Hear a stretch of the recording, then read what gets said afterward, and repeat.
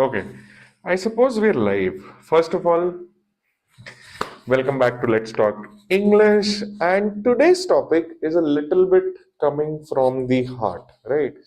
Since Sunday is about to approach, and every Sunday at the consultancy where I work as an IELTS and PT educator is a mock test. So, when such a thing happens, one thing comes to mind. There are candidates who are very sincere, they want to get the score that they want, but somehow their score does not increase despite all the efforts and time put in. So, in this case, how do I help them, guide them, or what do I suggest that helps them to get the band score that they want? And this is exactly what I'm going to be sharing with you. So, our today's topic is IELTS preparation for both academic and general. And we are going to discuss why your band score isn't increasing and how can we fix that. Okay, so very first thing, we will move to IELTS speaking first of all, right? We all know that speaking module is conducted differently on a different day, different time, and a different venue. So, how do you basically break the bottleneck on IELTS speaking? For this, first of all, you need to understand that IELTS speaking or even writing, so to say, it has two things. First, what to say, and second, how to say. What to say covers your ideas, your answers, and how to say covers your connective usage of connective words, grammar, and vocabulary. Right? You have to understand that the primary thing is what to say, because if that is right, other things can actually help you in getting the best score possible. But if your what to say is not right, which means the ideation, if that's not right, uh, this is not going to be working for you. So, how should you be working on an everyday basis so that you can increase your band score? The number one thing is, whenever you're giving a mock test, please ask your trainer, educator, or the consultancy from where you are giving the IELTS course, or even an online session, right? You should make sure that you are able to record your mock test. If the educator is giving you the recording of your audio, that's fine. But if it is not, do it yourself. And every time you do a speaking with your trainer, make sure after coming home you listen to your audio and try to note down and try to reproduce, right? Most likely the fluency part should be handled there, right? Coming to the idea part, what you can do is there are a lot of books available in the market. First of all, record your audio. My God. Seriously, man?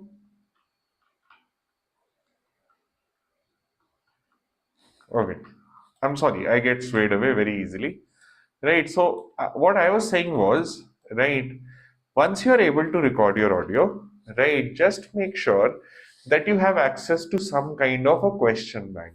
A very popular one is the Mucker's book. I think it's a phenomenal question bank. Is it an awesome answer bank? No. But when it comes to idea, it does your job. So what I would suggest is every day you go across this Mucker's book, right? And across the 140, 150 uh, different topics that they have, what you can do is identify a topic that you think you might not be able to speak, right? Take that topic, right, and deliver an answer on it. Record yourself on the phone. You don't need any trainer, right? If you need my help, you can message me on Instagram. The link is in the description. But to be honest, you don't need it, right? Try to record it. Make sure that your 1 minute of note preparation is utilized very nicely. If you have any problems in note preparation, I have two excellent methods. I'm planning to make a video on it. I come live every day. But if you want that quickly, just comment me down. I'll make it tomorrow itself. Okay.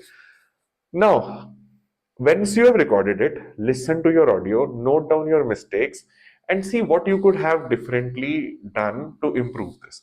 Now, read the sample answer. You can even use ChatGPT for it, right? And once you have read the answer, speak it again, record it, listen to yourself, note down your mistakes. Do it for two cue cards every day. I am not, if you're thinking, why is this idiot not talking about speaking part 1 or part 3? To be honest, I have a band 7.5 in speaking and an overall 8.5 in my IELTS test. I believe that if you're able to do part 2 perfectly, your part 1, part 3 practice automatically gets covered in that. So that's why I'm not a big fan of prescribing you IELTS speaking part 1, speaking part 3. To be honest, if you're utilizing time on that, it's not going to benefit you in IELTS speaking part 2. But when you do IELTS speaking part 2 every day, it is going to benefit you in the IELTS speaking part 1 as 3, as your speaking will naturally be a little bit better day by day, right? In addition to this, what you can do is you can watch some good movies, preferably TV shows, which are filled with good English and the choice of your interest. I'll tell you my story, right? I think I've learned a lot of English from Big Bang Theory, Sherlock Holmes, the BBC wala, right? And other such stuff. Would I have been able to do that if I was watching Game of Thrones or let's say any other series that's on romance? No, because I'm a totally that kind of a person who would not have any interest in relationships or romance. So I won't learn anything from that. So this was basically your IELTS speaking preparation. If you want to get your IELTS speaking evaluated, and if you think I am a good person to evaluate you on that, you can message me on Instagram. I'll be more than happy to help you there. Okay. Now, once speaking is done, let's come to the writing part. And oh my God, this is where, if by any chance any of my candidates is feeling stuck, trust me, it takes me the most time to extract that guy or girl from there. Now, first of all, this is in relation to both general and academic. Letters are of three types, depends the way you count them. Some people also refer to them as two types. Academic writing task 1 has 7 different question types, or 6, depends upon where you categorize them. If you ask me, writing task 2 for both general and academic are only basically of 3 types. If your opinion is asked, if your opinion is not asked, and when your opinion is indirectly asked. But let me know if you want. But I personally, for my consultancy and the materials that I distribute within my candidates, I have a PDF that has around 50 essays divided into 10 different essay question types and 5 of sample answers for each question type. What I would suggest is identify, are you struggling in what to write versus how to write? How to write means vocabulary and grammar, and somewhat a little bit part of your connecting words, that is coherence and cohesion. But if most likely if you're struggling with what to write, the problem is with ideation or with the correct format, right? Because that also falls in this, falls in that. Now what you can do here is you can simply go ahead, pick up one writing task 1 question type and one writing task 2 question type, try to write it, and once you've written it, see the sample answer. Notice both things if we are talking about what to write. One is that what were the ideas that you presented and are they even relevant to the question statement that has been asked, right? First thing. And second thing, if it's about understanding the question format, oh my god, it's discuss both views and give your opinion. So should I be writing this or this in paragraph 2 or 3? You can get in touch with me. I can help you in the most effective way possible. But if not that, you really don't need to be worried about. Just keep writing one writing task 2, one writing task 1 every day and compare it with the sample answer. A good website is IELTSessabank.com. I have used that 6 years ago for my own IELTS test, and I have always been advising this to all of the candidates. I think unlike Makkad, it is not just a good question bank, but a good answer bank also. So IELTS Essay Bank, that's run by a lady in Hong Kong, Lily something, and she very clearly states that she has scored a band 7.5 in writing. Obviously, Salute to the honesty. Okay, so that was about IELTS writing task 2. Acha, one more thing. Actually, two more things, right? Two things that are heavily ignored by the candidates that actually do not let them fly to Australia or Canada, whatever you want. If you are familiar with what I'm talking about, basically, I mean to say is they're not letting you be confident enough so that you can go ahead and book your test.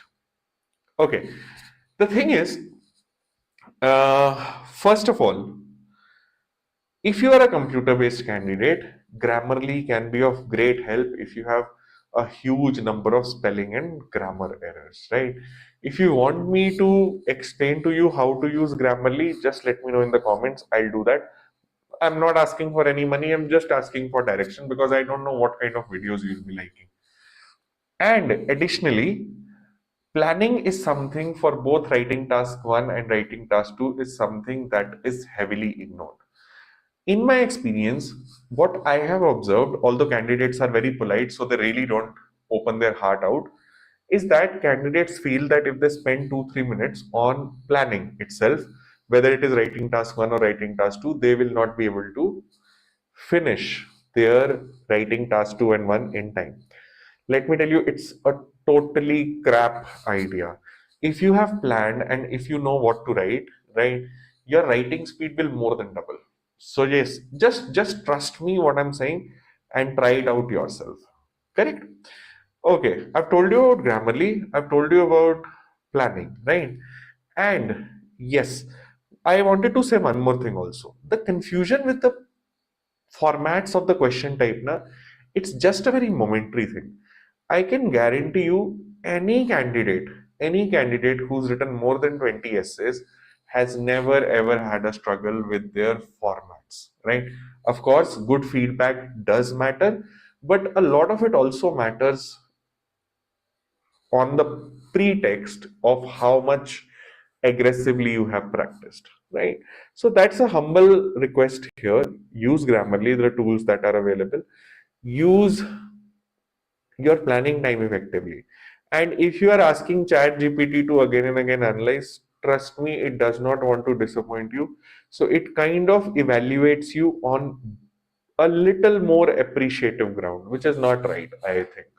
But yeah, any help is a good help. I'm not totally saying or refuting that chat gpt is crap. I'm just feeling that when you ask it, it always gives you a score based on a little bit of extra appreciation, right? That is it about the writing. Just give me 1 second, let me check if there is any comment or anything like that. Oh, so one guy is watching. Whoever you are, I don't have access to your information, but thank you for watching. Yeah. Right. If you have any doubts or anything, just let me know in the comments. I'll address them as soon as possible. Pakka promise, huh? Okay. Talking about IELTS listening, I want to address this first, right? Where do candidates lose score? See, first of all, let's talk a minute about the format of the listening test. 40 questions, almost 28, 29, 30 minutes of audio. And these 40 questions are divided into four sections, 10 questions per section. Section 1, word based answers, usually fill in the blank. So is section 4.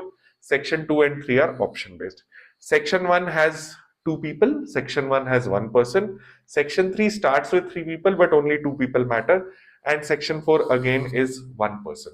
Section 1 and 2 are plain simple. Your my god, why did I forget? Yeah, section 1 and 2 are general context, and section 3 and 4 are academic contexts. Ab, what is the point of this whole menu card reading? See, you need to identify what are your strengths and weaknesses. I'll come to this in a second, right? Why do candidates feel that they are not able to catch the right answers? There could be multiple reasons. One is the pace of the audio. Second is the accent of these white people. Third is that you're not able to understand the structure of the conversation. I have one simple suggestion. Every time you attempt an IELTS listening, after your mock test result is out, or if you have checked it yourself, let me show you something. Right. So this is a Cambridge IELTS book. It's book 19. I want to take you to the last part of it. Right. Yeah, here you have. So let's suppose out of these listening, right? First blunder that you might be doing is when you are transferring the answers, usually in section 1 and 4. Oh my god, I have used a lot of screen. Just give me 1 second. Huh? Okay, so I think we can go here, right? So what I'm trying to say is if you have used a lot of screen, I think I can come here, 121. Okay, sorry. Okay, so what I was saying was if when it comes to section 1 and section 4, every week when I check mock tests, it's usually spelling mistakes and singular plural mistakes, right? But in section 2 and section 3, it is the sequence transfer mistake because it's very easy to get confused between transferring A in question number 11 or question number 12. I hope you can see my screen. My suggestion, use those 10 minutes wisely and check every answer properly. If you have a singular plural problem, what you can rather do is what you could do is you could read the whole sentences to check the context of singular and plural mistakes, right? That being said, once you have your answer score with you, right, go ahead, write the correct answers on the answer sheet, right? And then next thing that you do is try to listen to the same audio again and again. This will develop all of the listening, reading, sorry, pace and accent recognition skills that you need, right? And trust me, this is the best way to improve. I got my band 9 via this way only. Whenever I used to give a full listening test, I used to analyze my answers and I used to listen to the audio multiple times so that I could understand what these people are trying to say. That was it about listening. Right now, the last thing that I want to discuss about is the reading part. Again, let me just take a minute to shed light on the format. 40 questions, 60 minutes in total, whether you are a paper based candidate or a computer based candidate, and you have it divided in 3 sections. Section 1 should be done in 15 minutes, section 2 20, and section 3 in 25 minutes. That's the ideal time management. Now, there's a very beautiful thing here, right? And I really want to take time, right? Here. When it comes to the reading thing, right? It is unfortunately a reality that we do not want to read. And I'm not even asking you to do that. What I want you to do is just simply go ahead. Once your reading test is done, right? Ask your examiner for the answer key, the same way in the listening, right? And once it is out, if you have practiced through Cambridge material, what you can do is you can use a very beautiful website called IELTSdeal.com. Why do I want you to use it? Is the same reason I used that 6 years ago. It's a website from Denmark. Okay, not Greenland, Denmark. So the quality is like super solid, right? I've never found a flaw except for the fact that that website is very difficult to navigate. You can't directly discover passages from there. But I think from book 1 to 19, they have all Cambridge books covered, right? Let's check. Sometimes it is there, sometimes it is not. So I'll go ahead and read the passage title and I'll go to Google. This is Bing.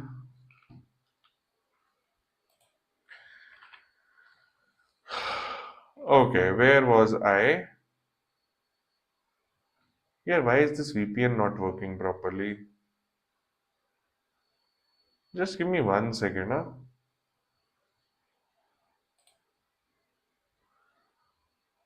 Okay. Alright, so I'll go here. I'll simply type IELTS reading answers explained and I will type in. Oh, who's this guy? Oh, I show speed. Okay. And here is what you're going to type. You're going to type the passage name, that is the impact of climate change. No, I can't really copy paste it. So the impact of climate change on butterflies in Britain.